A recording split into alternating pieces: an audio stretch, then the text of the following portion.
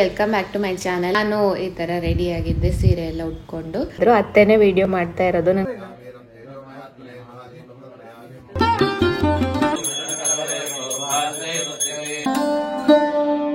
ಅಂತ ಹೇಳಿದ್ರು. ಅವಾಗ ನಾನು ಒಳಗಡೆ ಬಂದು ಕುತ್ಕೊಂಡಿದ್ರು ಅಮ್ಮ ಮತ್ತೆ ನನ್ನ ಅತ್ತೆ.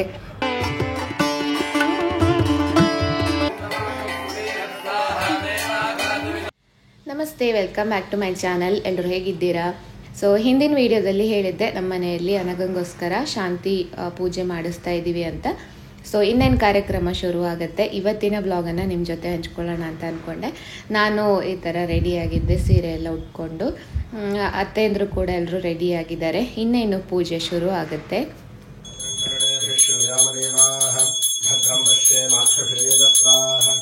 ಮೊದಲನೇದಾಗಿ ದೇವ್ರ ಮನೆಯಲ್ಲಿ ಒಂದು ಚಿಕ್ಕ ಪೂಜೆ, ದೇವರಿಗೆ ಕಾಯಿ ಎಲ್ಲ ಇಟ್ಟು ಕೈ ಮುಗಿದು ನಮಸ್ಕಾರ ಮಾಡಿ, ಅದಾದಮೇಲೆ ಅತ್ತೆ ಮಾವ, ಚಿಕ್ಕತ್ತೆ ಚಿಕ್ಕ ಮಾವ ಯಾರೆಲ್ಲ ಮನೆಯಲ್ಲಿ ಹಿರಿಯರು ಇರ್ತಾರೋ ಅವರಿಗೆ ನಮಸ್ಕಾರ ಮಾಡಿ ಆ ನಂತರ ಪೂಜೆನ ಹೊರಗಡೆ ಶುರು ಮಾಡ್ತೀವಿ. ಸೊ ಈ ಥರ ಶುರು ಆಯಿತು ಇವಾಗ ಬೆಳಗಿನ ಪೂಜೆ.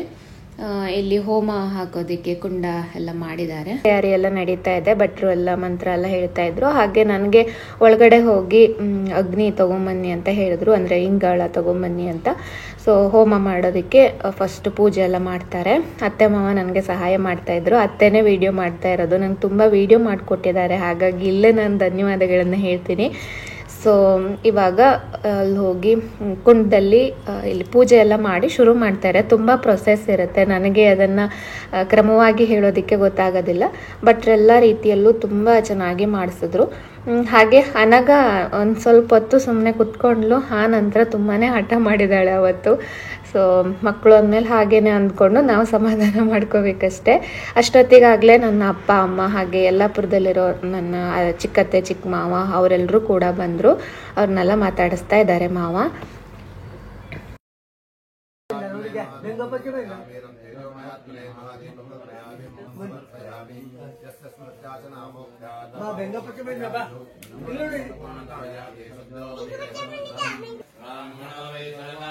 ಅದೇ ಸ್ವಾಮಿ ಮೇಡು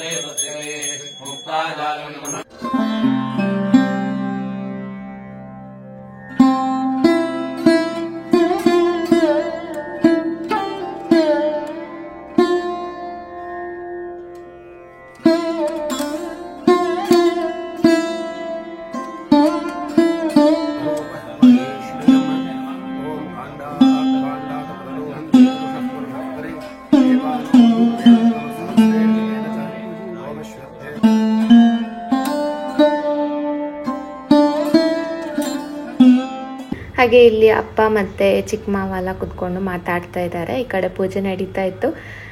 ಒಂದು ರೌಂಡು ಅತ್ತೆ ಒಳಗಡೆ ಹೋಗಿ ವಿಡಿಯೋ ಮಾಡ್ಕೊಂಡು ಬಂದಿದ್ದಾರೆ. ಅಮ್ಮ ಅನಗ ನೋಡ್ಕೊಳ್ತಾ ಇದ್ರು. ಸುಮಾರು ಹೊತ್ತು ಅಮ್ಮನ ಜೊತೆನೇ ಅನಗ ಇದ್ದಾಳೆ. ಅಮ್ಮನ ಜೊತೆ ಆಟ ಆಡ್ಕೊಂಡು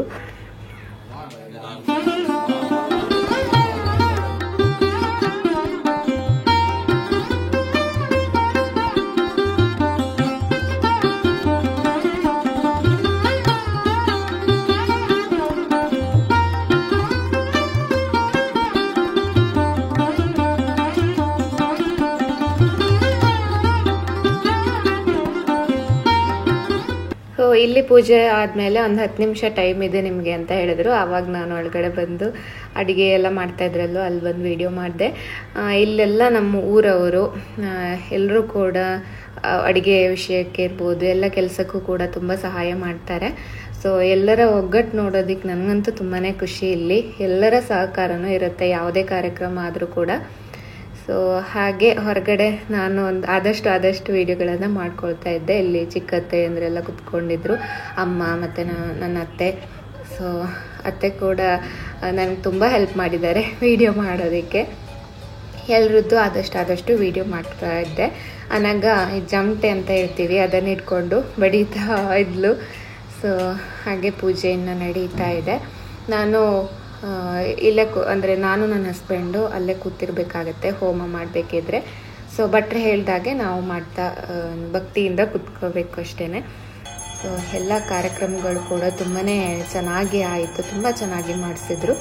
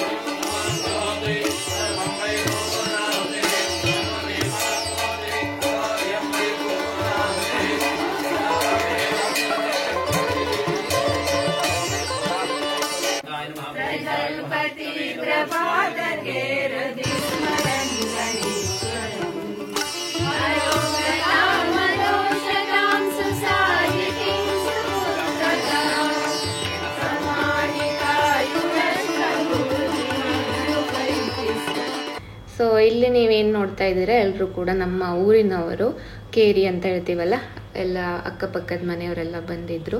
ಸೊ ಈ ಥರ ನೋಡೋದಕ್ಕೆ ನಮಗೆ ತುಂಬಾ ಖುಷಿ ಆಗುತ್ತೆ, ಎಲ್ಲರನ್ನು ಒಟ್ಟಿಗೆ ನೋಡೋದಕ್ಕೆ. ಸೊ ಈ ಒಂದು ಕಾರ್ಯಕ್ರಮದ ಮೂಲಕ ಎಲ್ಲರನ್ನು ಭೇಟಿಯಾಗುವ ಅವಕಾಶ ಸಿಕ್ತು. ಹಾಗಾಗಿ ಅಂದರೆ ಬಂದಿರುವಂಥ ಪ್ರತಿಯೊಬ್ಬರಿಗೂ ಕೂಡ ಧನ್ಯವಾದಗಳನ್ನು ಹೇಳೋದಕ್ಕೆ ಇಷ್ಟಪಡ್ತೀನಿ.